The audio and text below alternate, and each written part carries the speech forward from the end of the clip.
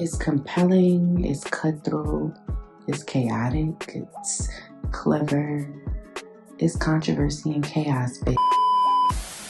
Oh wait, did I get a selfie yet? Tune into our little podcast. And we be cute sometimes. Like all the time. Let's see, did I take a serious one? You never do. Like, and you wonder why Harper's like that. Put the tongue in your mouth. You just can't help myself. Guess what? Is an exciting episode today. We 50.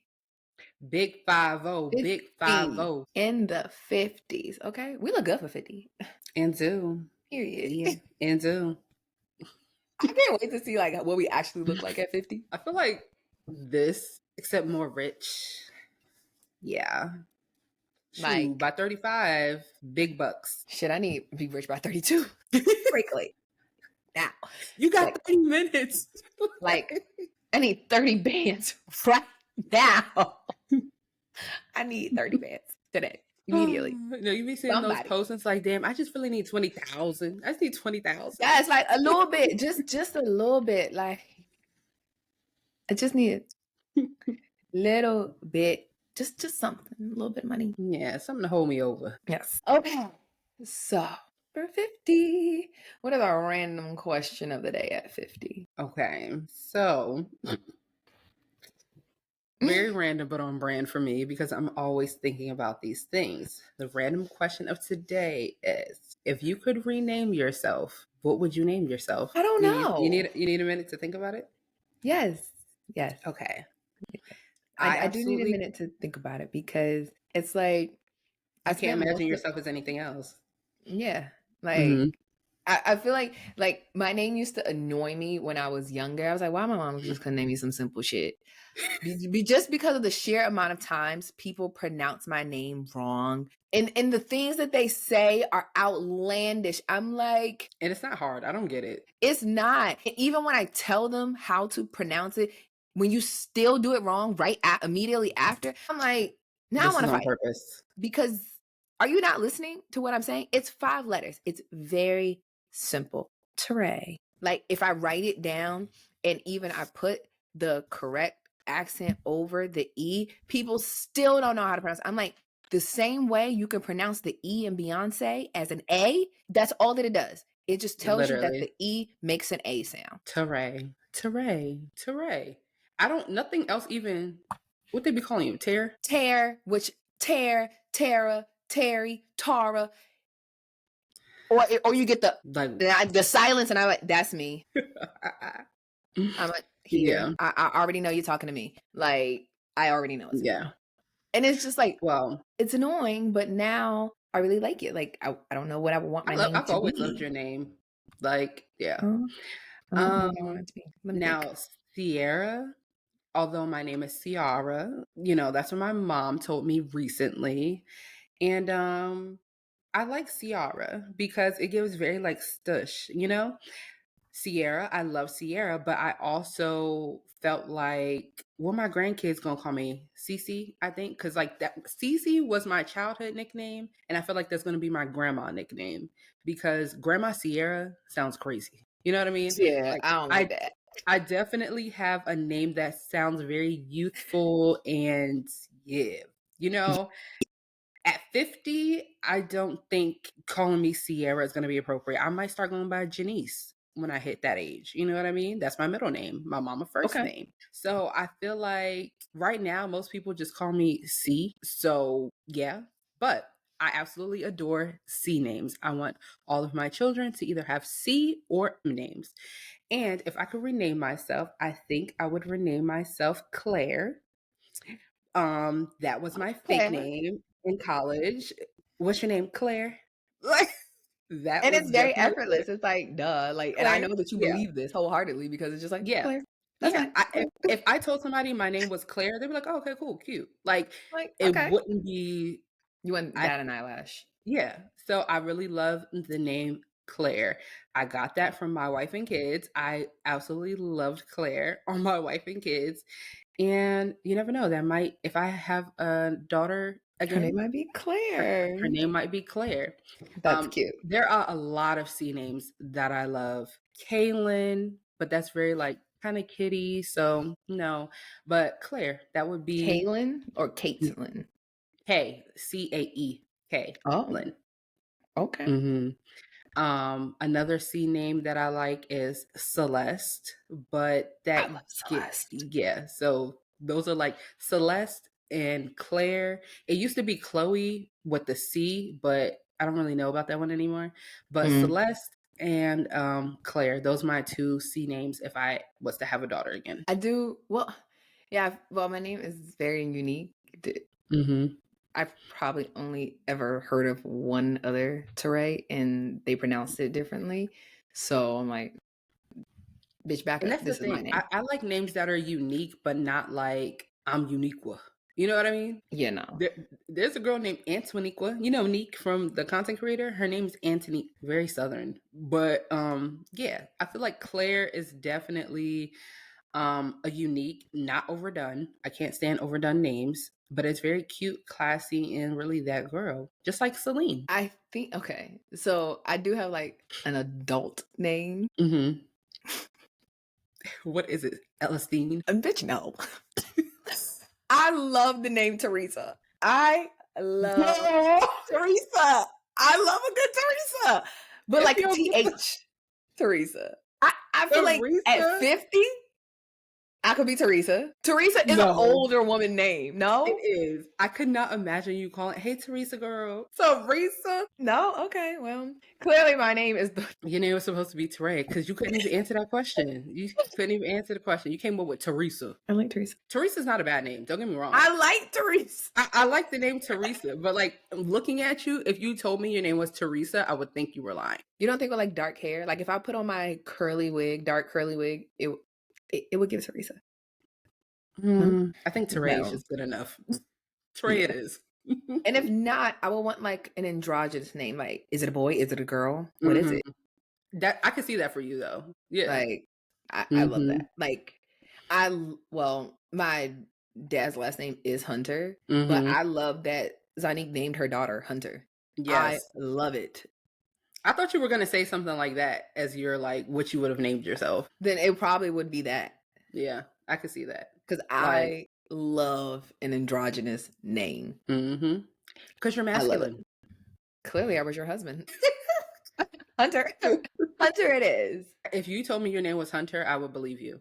Because I feel like I don't know. I feel like we both give off this aura of like one of one. You know what I mean?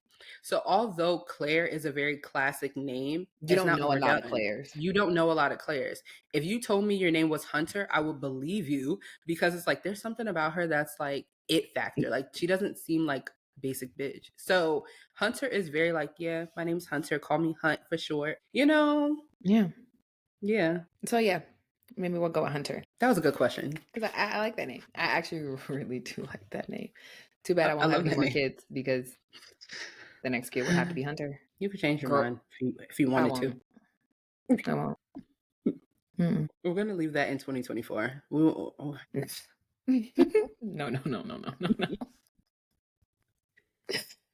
Maybe Teresa could do that, but me? Oh my God. Teresa sounds like she got 7 kids. I ain't going to hold you. Teresa definitely drives a white Suburban. Yeah. There's a difference between black Suburbans and white. Teresa definitely. A Tahoe, to be exact. She definitely has that. You know what? My crew, let's roll. We out of here. That's Teresa. Don't play with her. Not at all. Yeah. But I could get with Hunter. I really, it's nice. I love that name. Yeah. Like imagine you're out at the club and the guy's like, oh, what's your name? Hunter. Hunter. That is your vibe. Like you have to say, like, it's not even like, you can't be like, oh, I'm Hunter. Hi, I'm Hunter. It's like, Hunter. Like you have to say it low. You keep, like. Don't even really move your lips. Yeah. Like if you ain't hear me, then you just ain't gonna hear it. And keep it moving. Literally. Easy. Like, really love that. Okay, cute. Mom, you should have named me Hunter. No, because then I'll really be a menace. So, oh my God. It's okay. Yeah. So, last episode, we talked about sex on the first date. This time, we're going to go switch gears all the way to the end of the line. What people hope I don't know what people hope, but ideally what your relationships, dating will turn into, which is marriage. We have been married 3 years, 3 years, and 2 years for me. I can keep up. 2 years. Yeah. 2 going on 3, 3 going on 4, which is insane. Very. But this that time means I'm closer to having my second wedding. Yay. When are you having a second wedding? At 5? No, I think 10 is appropriate. I Okay. would love to do 7, but Lucky number 7. yeah, but yeah. Yeah, I think 10. Because people So say like most marriages don't last past 7 years. exactly. So it's like, okay, we made it past 7. Mhm. Kind of run it back. Now, once we get to a certain level in status and finances, I'm gonna be like, Jackie Christie, you need to marry me every year. Please. What? I cannot handle a wedding every year. I can. I would love it. You are a true menace to society. Lock her up. Lock her up. But no, at 5, I told Kyle that I just want a new ring at 5, and that's it. Yeah, that's appropriate. Yeah. A little upgrade. I don't need anything else. I don't want to have another wedding. We did it. Check. Done. Don't need to do it again. Yeah. I got to have it. Cool. We're good. I'll be there. I will eat. I will not be on the floor, passed out. Can you promise that? Yes. Because I will be 30 what? I wasn't 30 yet at your wedding. So I was 28? 29? Yeah. 20. Yeah. 28. What year did you get married? 2021. Okay. I don't remember when I turned 30. I had to be at least 28. I think 28. You turned 30 in 2023. Yeah. Yes. Yes. Yeah. Mm-hmm. Yep. Mm-hmm. Yeah. Mm-hmm. Look at us doing mathematics. Right? I don't know. It's a time warp. But yeah, so at that point, I will be 38. Bitch, I know I can't. I won't be able to drink like that. No food. Bitch, I'm not coming. That's crazy. And I didn't eat. I'm not even gonna make it in the building. That was crazy. No, it will be completely different. I will eat and be ready to go. Shenanigans will ensue. Now, I will always be down for the shenanigans. But how much? We're gonna have to be fucking for real. Eat some food. And if you want a special little treat, follow us on Instagram and watch our story. There might be a quick little clip of what we're referencing. So, oh well, I'll be having a blast. Okay. That's one thing about me. I'll be having a fucking blast. Honestly, I will say, like, I had a ball, but like you and Colin were cutting up.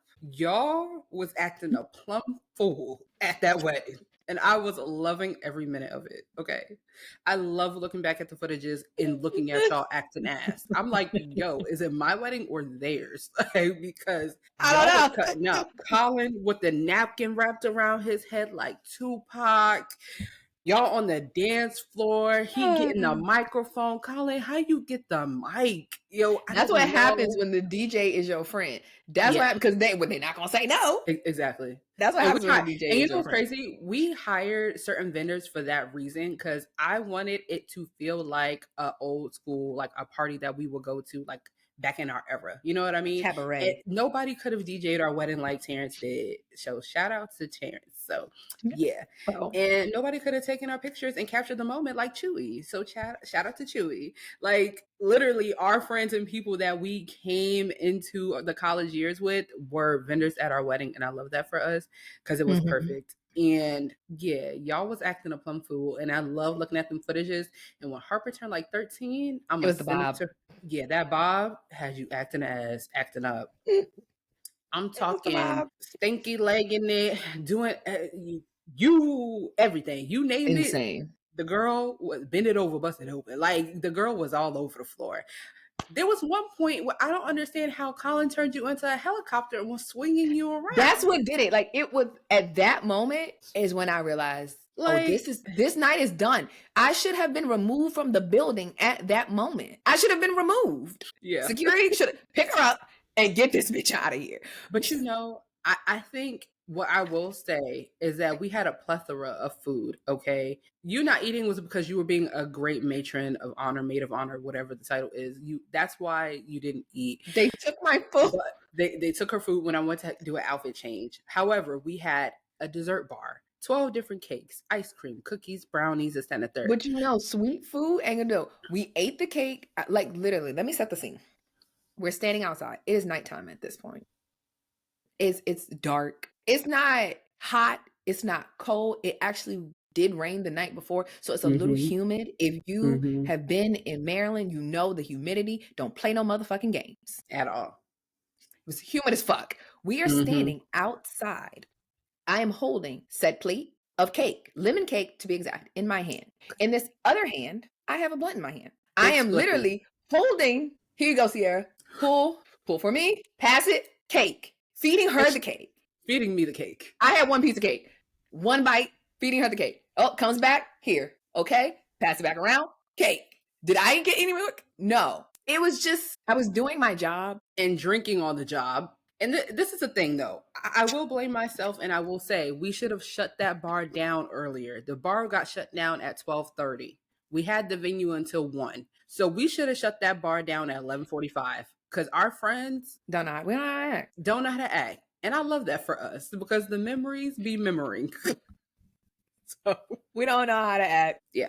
Bar should have been shut down at 11:45. But it was shut down at 12:30. And please believe when they said last call, niggas got 2 drinks, not just 1. Look at it to the bar. Oh, this is it? Shot. Let's keep it moving. Yeah. So yeah. I told you, in my mind, in my body, I'm like 6'5". So when I be drinking, once I'm having a blast, I be drinking as if I'm 6'5" and not 5'5". Bitch, no, you should not be drinking this much. Does that stop me? No. Do I know I'm about to die? Yes. But I never died like that. No. I haven't died like that since. Yeah, no. Not like that. You'll fall asleep, but you'll wake up, be like, go back to sleep. Yeah. But that was some shit. For the books and the archives. And then I went to my wedding and broke my leg. So clearly. Yeah. We talked about that before. Clearly, don't invite me to your wedding. Invite me. I'm going to have a time. Your open bar will not go to waste. But yes, so I wanted to talk about just like, I guess, marriage in its entirety, modern day marriage, because I feel like that's what we have. This is not a straight gender role. Like, we don't have those kind of things going on, even though I do believe in gender roles to an extent, but it's very, I feel like, a modernized marriage. Like, what do you feel like marriage is? Is it all about love? Is it about different? Like, what is it? I think it's everything. I honestly feel like people might hate me when I say this, but you should never, ever, ever marry just for love. Do I love my husband? Yes. Am I madly in love with that man? Yes. Have I always loved him? Absolutely. But there were certain key things that he definitely showed me throughout our relationship as we were growing together that showed me that, yes, this is a man worth marrying. And a lot of people put it in the sense of like, is that woman worth marrying? Yeah, but when he get down on one knee, you don't always have to say yes. And I feel like my husband was a man worth marrying. He shown and proved that before he even got down on one knee. So... And it wasn't just about the love. Like, am I emotionally, physically, and mentally secure within this relationship? Do I feel like I'm being seen, heard, felt, all the things? Do I feel protected and provided for? Not just financially. Finances do matter too. But a well-rounded marriage encompasses all those things to me.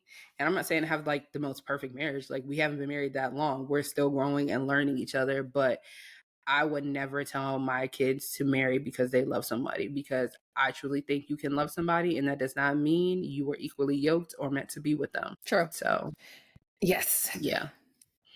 Yeah. I agree. And I also feel like marriage is, I feel like love is the smallest part. Honestly, yeah. For me, I feel like love is the smaller part because there's so many different components to it. I think when I think about marriage, I always think about like partnership. That is your partner. Yeah. That is not just like, because I could love anybody.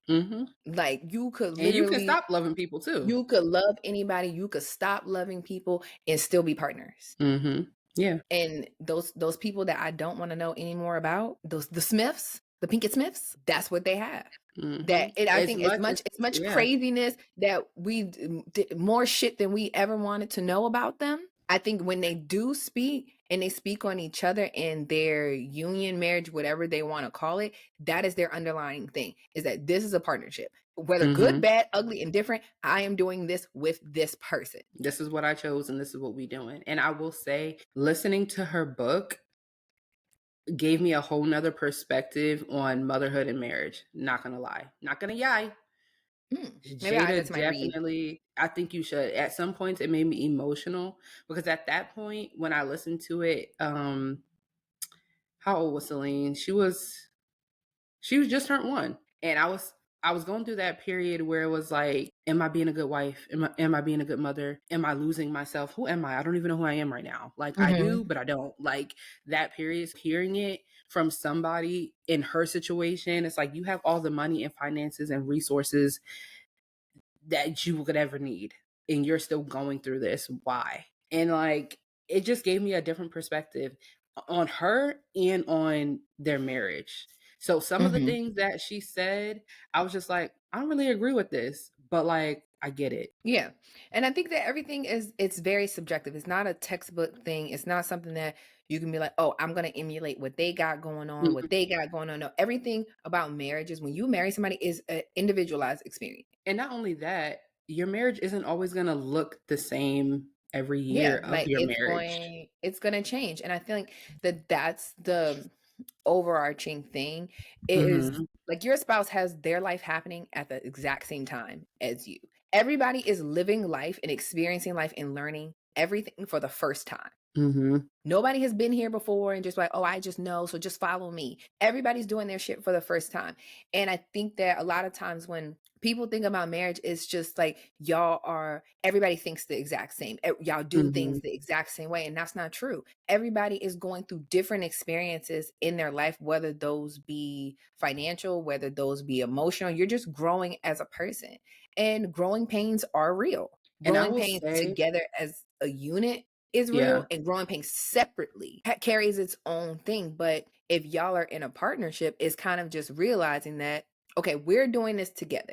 And in the times where we're not, realizing also that sometimes you're not a priority in your partner's life, or sometimes it's not your turn to be the priority in the partnership. Sometimes it's like, okay, I gotta handle this right here, so I gotta handle this. Exactly. So this is on one person. So the attention, the care, all of those things have to go onto one person. And I think what makes marriages successful is how you handle those times when, one, you have to realize that you may not be your spouse's top priority, like in the list of all the things that they got going on in their life. At some point, to think that I'm always should be number one, like I bump all of this shit, sometimes that's not realistic. Sometimes you have to be okay with, okay, I know that I got to be on the back burner right now. It's not to say that, okay, if some shit came up, that you putting another person above me, but sometimes you are a priority too. Your happiness, your career goals, your shit. Okay, this what you trying to do? Partnership wise, I just got to learn to take a step back and be like, okay, fine, I got to wait my turn. And I feel like women, not always, but stereotypically, women end up losing themselves in their marriages and motherhood journey because we choose not to prioritize ourselves. And that's really when shit began fucked up, because that's a whole nother topic. We'll come back to that. But the point that I wanted to say a few minutes ago was, I feel like we were lucky in the sense that we had the chance to grow with our spouses.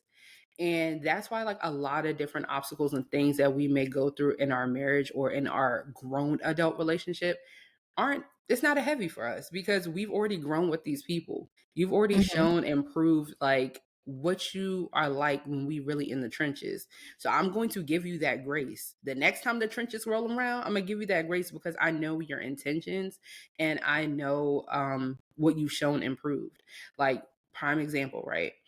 Our whole relationship, as far as Matt and I, we both were either in college. He was in college. or law school, studying for the bar, all these things. We've never had a time period in our lives, and then having a kid. We never had a time period in our lives where we had nothing going on. Like we've always had hella stuff going on. But I feel like that helped us along the way, because the more years go by, the more pressure, the bigger the goals, the bigger this, the bigger that. And we learned how to work together as romantic partners, and just like, all right, what we got to do? I'm gonna hold you down in this way, and you gonna hold me down in this way. And I'll say for me, we had that conversation like a couple days ago, because I was telling him how like 2024 shown me that like, how do I say this? As a woman, you want somebody who's going to protect, provide, and do all these things, right? And Matt has done that our whole relationship. But there was always a part of me that like held on to like that independent woman thing, right? And it wasn't until me resigning from my job was very difficult for me, in the sense of, quote unquote, controversial hot take, relinquishing that control. So yes, Matt has always been the person that like took care of us and did these things, but I was a contributor, right? So resigning from my job and not being a contributor in that way mentally did something to me. In a bad way at first. It really fucked me up. Like, no, I gotta do this, I gotta do that, I gotta do that to make sure I'm contributing to this household, right? Because financially I'm not contributing in that way. But then I stopped myself and I was like, all the things that you do supersede in this house, supersede that component of what you were contributing. Right. And I really had to sit down and talk to myself and talk to God and be like, yo, this man has shown and proved himself so many times in your relationship. Let him do what he said he was going to do. That's just really it. Let him do what he said he was going to do. Stop worrying about all these things that you don't need to worry about. Focus on yourself, your mental health, and where you want to go in your life, and your household will be fine. Yeah. And I think all goes with partnership. Exactly. It's like when you operate things as a partnership, you push it in perspective, and it's like, oh, okay. Yeah. That's the purpose. Like, everybody, partnership is not a 50-50 thing. Like, that shit don't exist. 50-50 is not real. It does not fucking exist. I feel like at all times, there's always going to be one person that is giving more, or that requires more than the other. And it's fine. It's really, really, really, really, really okay. Shit is going to be okay. That's the shit that's supposed to happen. Yeah. And it really shows you, okay, I can rely on this person. I know when I only have 30% to give, that this person is going to consistently give their 70. Yeah. And understand that I only have 30 right now. Now, when roles flip and shit, and they might need 90%. Okay, I have gone all this time with only giving 30 and taking 70. I can give 90. But I also think you have to, and be okay with that, and be happy with that. Be willing to do that. It's not about, oh, I'm just like, fuck, this nigga needs me to do shit.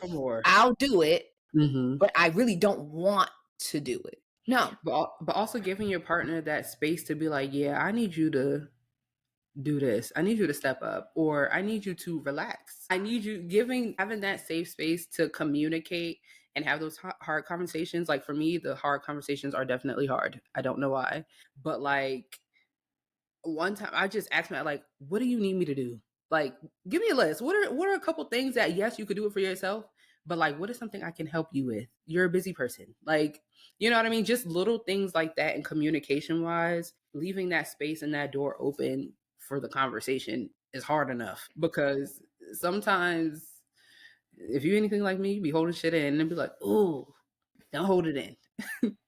Don't fucking hold it in. Yeah, but I feel like even for like my marriage, like, we've been together this year will be 10 years. Ooh, 2025 will be 10 years. So it's been a long 10 years, but not long in a sense of like, oh, this is draining me, I don't want to be here anymore. I will say it's been a lot of growing pains, and a lot of shit was shit that I had to personally do. And I think for years I was fighting all the shit that I actually needed to do. And I was like, okay, you have to get your shit together. So honestly, how did you arrive there? Really, you sat on that lady couch? I had to sit on that lady couch and figure out, okay, why do I feel this way about a lot of things? why do I can prioritize these things, but why can't I do other shit? What is it about this? What kind of wall is up? What kind of mental blockage is up? Like, what the fuck is it? What's going on? Yeah. And I realized like a lot of the bullshit was me. Like, we met basically senior year of college. We started dating. We moved in together. Everything was in like rapid succession. We lived together. Yeah, graduated college in May. We started dating June 6th of 2015. From then, by January 6th, we moved into our first apartment. So we lived together. That was his whole thing in itself. Hell yeah. Very much put the cart before the horse. Moving in with a man. It's like, yes, it was like looking back on it. Was I ready to move in with a man? No, because that brought its own challenges that I now had to figure out. Being financially tied to someone else, being financially dependent on someone else was very, very, very, very, very difficult. And I think it was very hard for me to navigate because I didn't really have an example of how to do that. And I feel like for me, even before you continue, for me, it was difficult because it's like you live with somebody, and as a man, you have expectations for the man that you're with, but also for me, having that wall up to be like, yeah, we living together, but I'm not your wife. So it's like not depending on them for at a certain level, but also holding them to a certain standard is such a weird growing pain. So yeah. Yes. Yeah, it was just a lot, and not really feeling like I had any example of what the fuck am I supposed to do with this, because again, a lot of it was internal, and I wasn't emotionally mature enough to understand what my issue even was. Right. So I can't vocalize it. I can't tell you. You can't fix shit because I don't even fucking know. I don't know what I need. Craziness. And then from living together then we moved states. We moved states. So now we're really me, you. Like, that's it. Okay. Then we had a baby. Then we got engaged. It was just everything in rapid succession. And it was crazy. I just told him, I was like, at 25, we were teenage parents. Nobody can convince me otherwise. Nobody can convince me otherwise. Overgrown teenagers.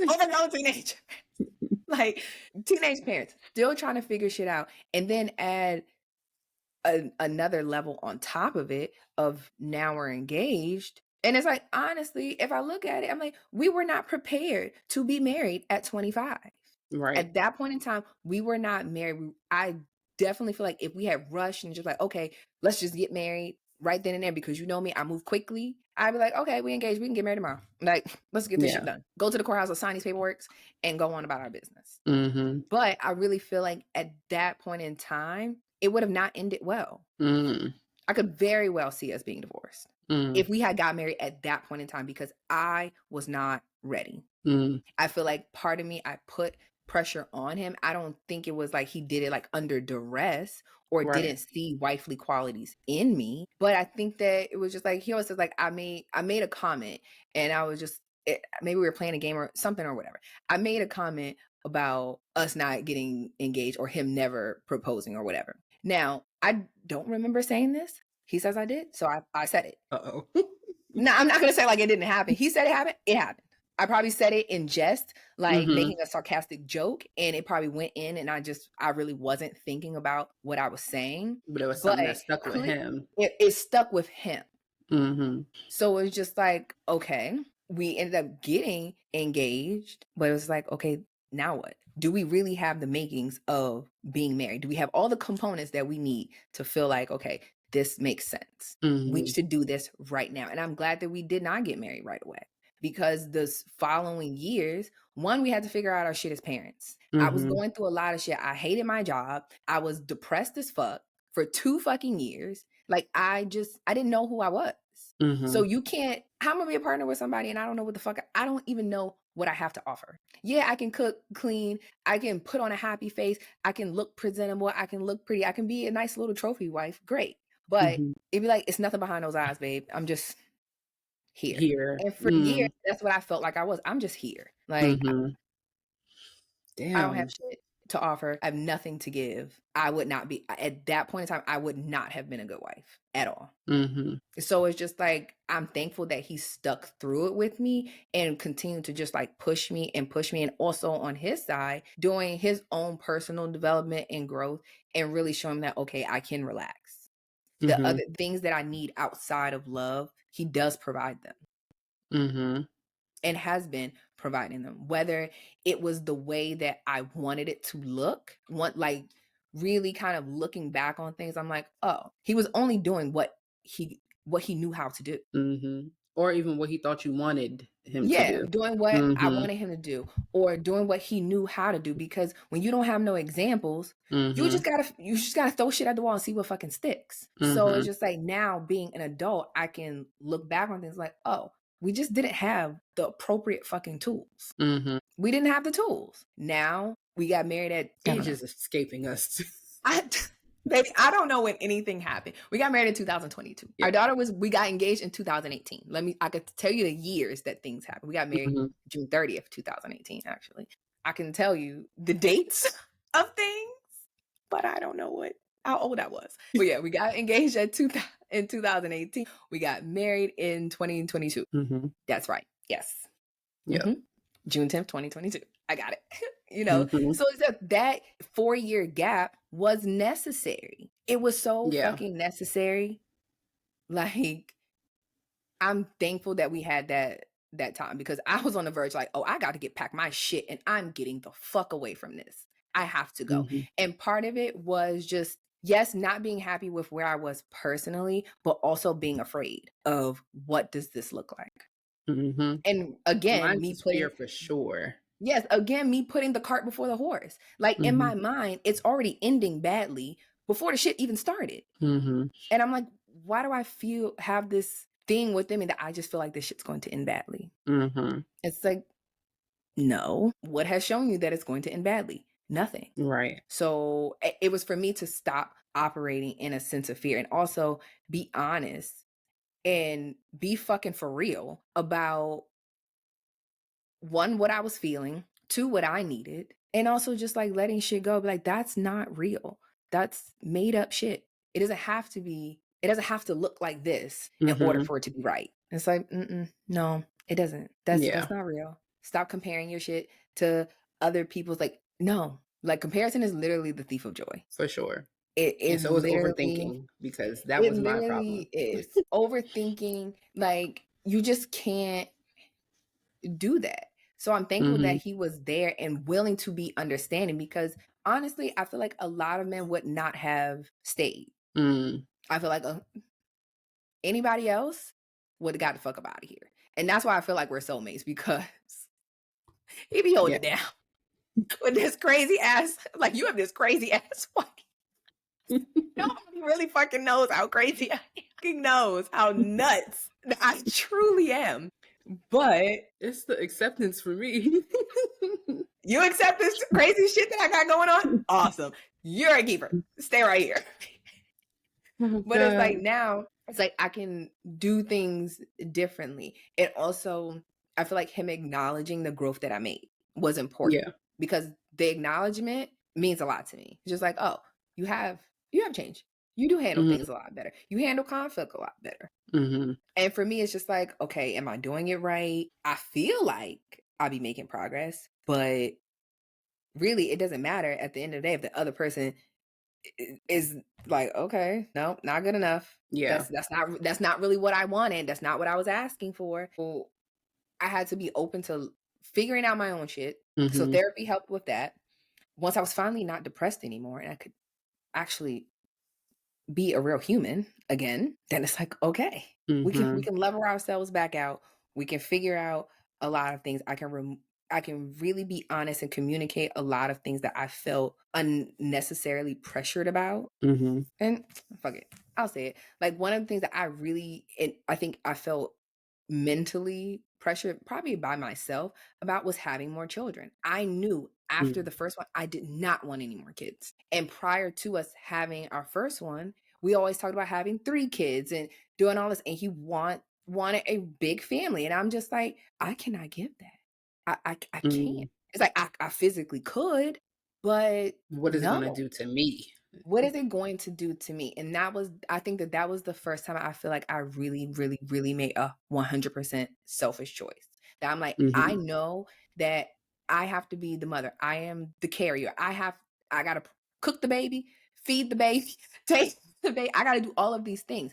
And granted, postpartum is not, it's not a guarantee. You could be perfectly fine, but I, from experience, know the deepest, darkest side. Right. And for me, I was just like, personally, I am not willing to put myself in that position again. Never. For nothing, for no fucking body. I will never do that shit again. And I had to really be honest with him, like, look, this is how I feel about this. Like, this is plaguing me. I feel so guilty. And he never ever came out and said, you want to have another baby? We should have another baby. Why don't you want to have another baby? It was never that. I put that pressure on myself because we feel like, okay, as women, this is what we're supposed to do. Right. And I was having a hard time in grappling with that because really I was going against who I naturally am. I am not a male or other person centered person. I'm not. I am a me centered person, and everything else is orbiting around me. And I feel like that because I feel like if you're a male centered person or the center of your being is other things and other people, when that shit is gone, because people, relationships, all these things are temporary. When that is gone, then what do you have? You got to replace that with something else. Whereas I'm the only constant thing that I have. Kids grow up, they go live their own lives. Marriages break up. So if it does, then what the fuck am I left with? Careers come and go. All of these things can easily be gone. You're the only person that's left. So you got to be centered around yourself to just stay on solid ground and keep my mental fucking sanity. So trying to have that of just like, oh, I should be doing more as a wife. Wives are supposed to have children for their husbands. And literally other women would tell this to me, like, you better give your husband another baby. And I'm like, I don't want to. I don't want to. And I was fighting with that. And I felt so guilty and so like ashamed of myself. I was just like, I don't know what the fuck I'm going to do. So in that 4 years from us being engaged to actually married, these are all of the things that I was having to figure out and just be like, okay, what kind of person do you want to be? Who are you? And then figure that part out first. Who's Teray? Who's Hunter? Who's Teresa? Figure out the things and then address now, who can I show up as a partner? Yeah. And I needed that time to figure that shit out. Now, I was not the only person. I I can't have 100%. No, give a little 2% over there to him. Like, he had we're taking some of this accountability. We were 25 years old. There was other things that he needed to do. And it was like, we needed that time for everybody to work on that shit separately. And now we can do things together. And now a lot of the fears and guilt that I had, one, I don't feel guilty anymore about having any kids because we have an understanding. He understands why I don't want to have any more kids. And we are good with that. So please, to the people that know us in real life, stop asking us. We don't want no more fucking kids. Okay. We ain't. And mind your business. Period. Just mind your business. Mind your fucking business. Okay? This is so interesting because I feel like obviously we've been friends for a very long time. And I think I'm a very hands-on but hands-off friend, right? So like even when you were going through that, it's like if you don't throw me a bone, I'm not going to insert myself. So it's just interesting thinking about different things that I thought or how I felt at that time period and hearing you actually break it down in the sense of like what was actually going on in that head of yours. So yeah, I do agree. I feel like for me, on paper, we did everything right. Like we dated, we fell in love, we lived together, we got married, then we had a kid and blah, blah, blah. And we are very like goal oriented together and separately. But I feel like emotionally, I was not ready to be married because there were a lot of things. Let me sit up. I don't know if I ever even talked about this before, but here we are. Accountability pod. Whoa. Oh, accountability.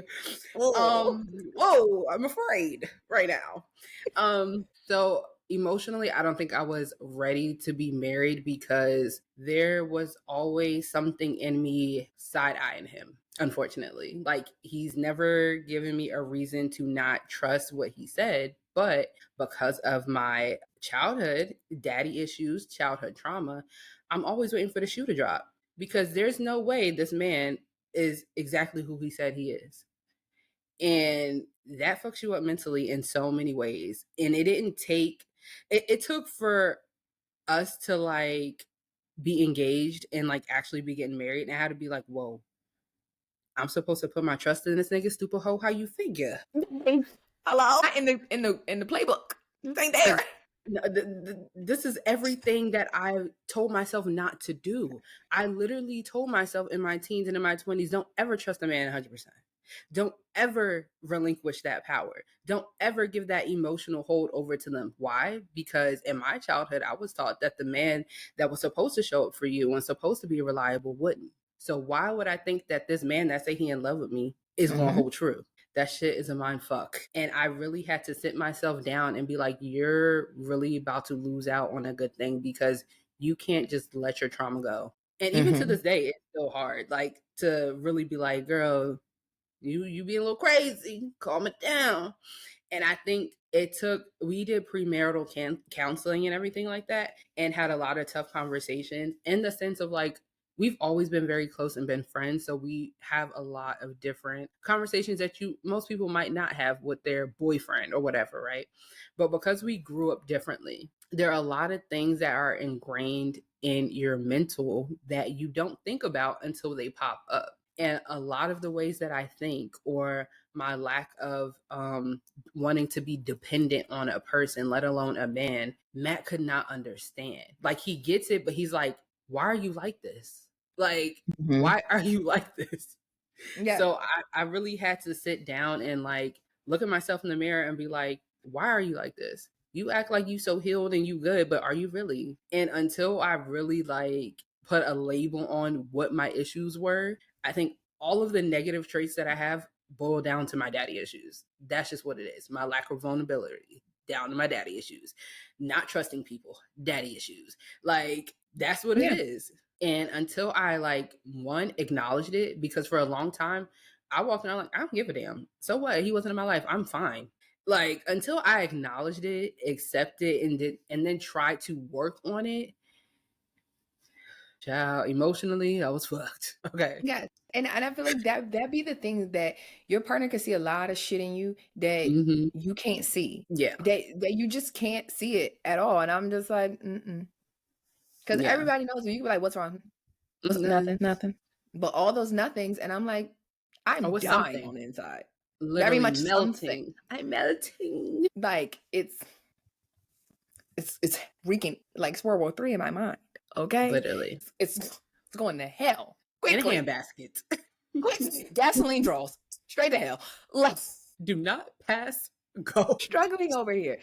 And I think that speaks to, like, when you look at and you're evaluating how you feel about someone, if you feel like somebody is marriage potential. I don't think, if you've never had no like real life situation happen, you can't even consider that I could be married to this person. Yeah. Because really, it be like, when the shit really fucking hit the fan is where it all is like, it boils down to. It's like, everything's great when it's all fine. It's like, yeah, it's good. We're fine. We have money, and the bills are paid. And all these things are going on. It's like, everything is going right. But how you gonna act when you open that door and I'm sitting on the floor crying my eyes out? How you gonna act? Like, yeah, it's like, now what? What's gonna happen? Even just like basic life things. What happens when one person loses their job? How you gonna act? Yeah. What are you going to do? How are you going to act? How you going to act? Like I said, how you going to act when that person can't prioritize you? When it's like, oh, I can't drop everything to do what I have going on. I'm in more pressing need than what it is that you got. How are you going to show up? How are you going to react when that person's happiness is really not your top priority? What you gonna do, sister? What you gonna do? And you have to have a person who, one, is willing to continuously show you.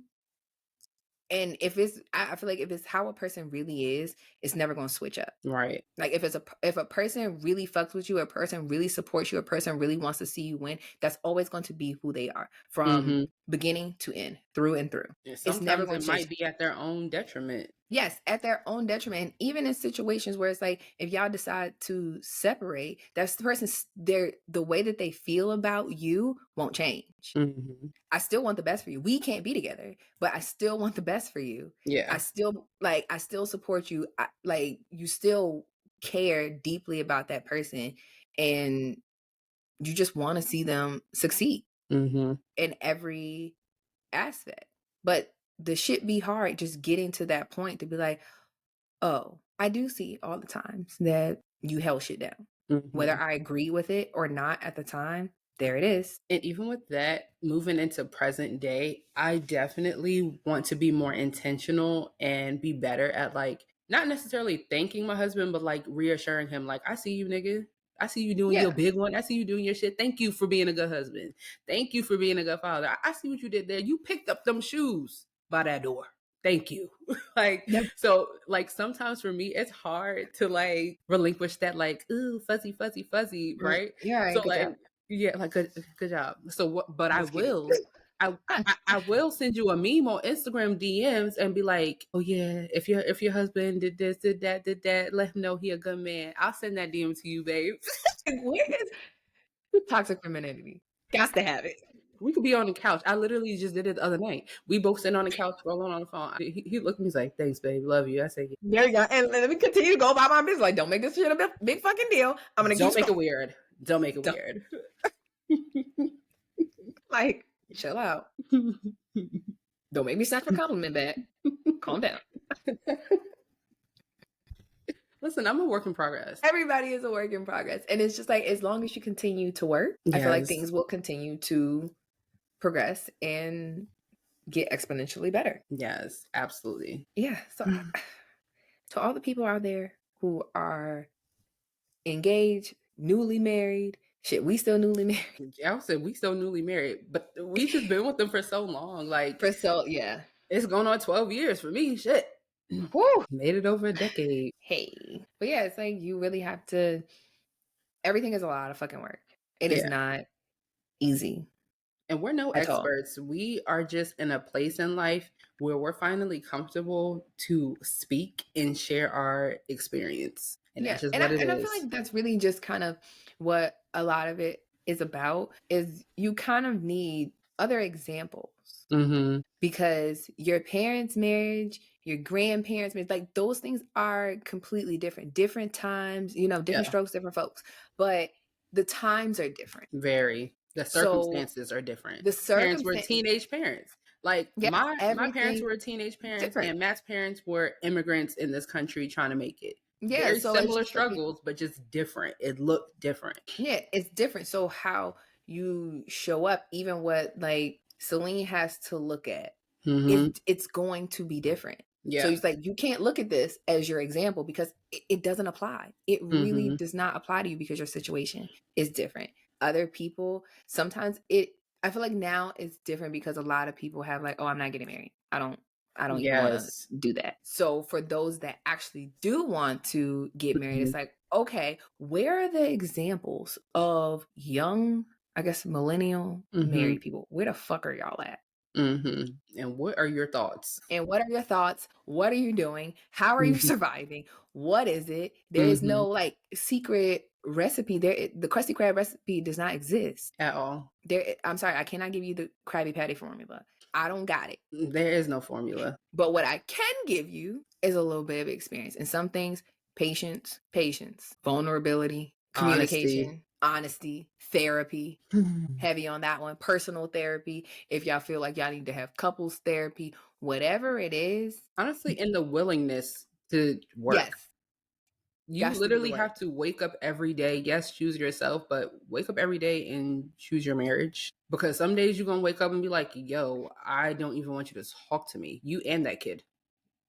Just everybody. Get out. Leave me alone. Yeah. And I think lastly, just being in tune with yourself. Yeah. I think getting to know yourself will definitely help you in all of your relationships, even friendships. Yeah. It's like, and yeah, really, because when you get to the point in life where you know exactly who the fuck you are, you'll realize you accept who you are. Yes, you accept who you are. You realize, okay, the things that you need to improve on, and you go and improve on them, And then you're like, okay, I like the improvements that I made. I'm good here. Mm-hmm. Then you realize that your capabilities with another person, you can actually do it. You're actually capable of doing it. You just got to do it. Ain't nothing but to do it. Ain't nothing to it but to do it. Yeah, it didn't come out like that. It gave Stevie J a little bit. Okay, Stevie. But yes, I love being married. Me too. It's so fun. It's so fun. I love being married. It is actually, I really do. What is your favorite minuscule thing that you love about being married? I feel like we just do everything together. Or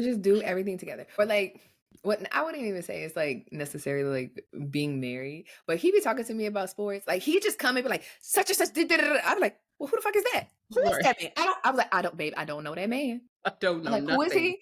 And what team he play for? He just say the name as if I'm like, oh, you're that comfortable with me. You just said John Jacob Jingleheimer Smith and was like, and you really think I know who the fuck is? But it's just okay, clearly you enjoy having these conversations. We have a lot of sports conversations. I don't know anything about the actual sport, but I think we talk more about the business side of sports. Mm-hmm. Now that we be having some conversations. Yeah. So just doing that, we spend a lot of time together, and it's not oh, this nigga wants to come with me to the store. Right. I'd be you trying to get away from you want to drive me? My favorite thing. Oh, we have errands to run. Yeah. Meaning I have errands to run and I need you to drive wherever we're going. My favorite thing. Okay. What time we leaving? Mm-hmm. Yeah. He gonna be on that phone watching sports though on Hulu Live. Oh yeah. And that's fine. Yeah. But as long as you're driving, I'm riding. The game is at such and such time. Okay. I can drive back home. But yeah, we can be back home by time you need to watch your little thing.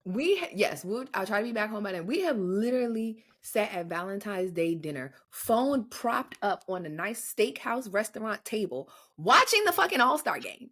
Just in our own fucking world. Waiter comes over. Oh yeah, we'll take the dessert menu.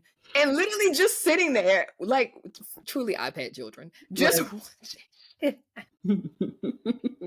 yeah, that doesn't bother me. That shit don't bother me not one fucking bit. No, not at all. Okay. Not at all. I would say I love watching dating and reality shows with Matt because he be so in it. Love Island, Ready to Love, everything. He be so in it. And we have really deep intellectual conversations about our marriage, relationships, other people's marriages, other people's relationships, just shit that we see, really deep conversations. We be having to pause the shows and talk. Yes. And I love that. And right now he has me on this deep dive of Country Wayne skits. And he put me onto this because literally since Park Crescent days, Matt has been talking about wanting to go to a Country Wayne comedy show, right? Country Wayne, he's funny, but I never was into him. But Matt, that's his dog. So he was like, yo, you be watching Country Wayne skits on Facebook? No, I don't. And over the winter break, he put me on, and now I am glued. I'm like, yo, you caught up on the skits? And he'd be like, yeah. And then we talk about the skits. And he'd be like, wait, did you see this part? Rewind it back. And it's literally watching the stories, how our grandmoms and moms used to watch Young and the Restless. That's literally what these skits are like. Yeah. That sounds like us with Joe Budden podcast. Yeah, Matt, he don't really...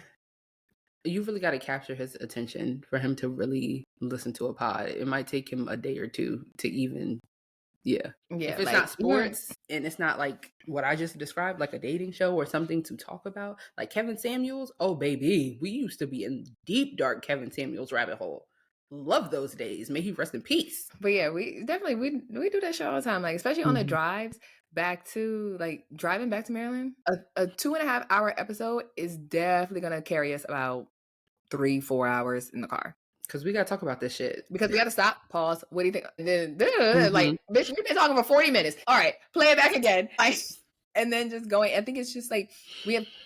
It seems like very casual conversation, but it definitely kind of tells you how that other person's wheels are turning. And it's okay, yes. I can see, you can just, even when you're talking, you can see how the elevation of in development of your person. It's oh, if I asked you this question 10 years ago, you would have gave me a very different answer than you gave me today. And so it's oh, you can see how things have changed and progressed. And it's like, oh, okay. Yes, that's a very adult response. Yeah. And Yeah, I so- don't know is not a good enough answer for me. If we're discussing a scenario, I don't know. I need you to It's figure it out. not. Yeah. I need to know what you No, think, right how now. you feel. Right off the bat, you might not have a thought or an opinion, but by the end of this conversation, I'm gonna know what you're thinking and how you feel. Yeah, it's like, okay, I'm gonna go first, and then you could think about it, and I'm gonna tell you what I think right now, and then it's like, oh, okay. You learn those things, and it's like, oh, how refreshing. I like this. Because I feel like I learn something different all the time. All the time. Yeah. Yeah. Love that. Woo. Ooh, Another that good was one. deep for Hunter Another and good one Claire. for 50. Yes. Hunter and Claire. Best duo ever. And maybe in our former lives when we were married, those were my name was actually Hunter. Hunter and Claire. Because Hunter is a masculine name. And those are definitely classic names. This is who we were. Hunter and Claire. Wow. The adventures of Hunter and Claire. Hunter and Claire. When we go out, that's what it should be. Yeah, we're gonna have to. Now we got to turn this into a new series for y'all. The adventures. Pure fuckery. Top to bottom. Pure fuckery. Love that. But yes, until the next one. Yeah. Bye.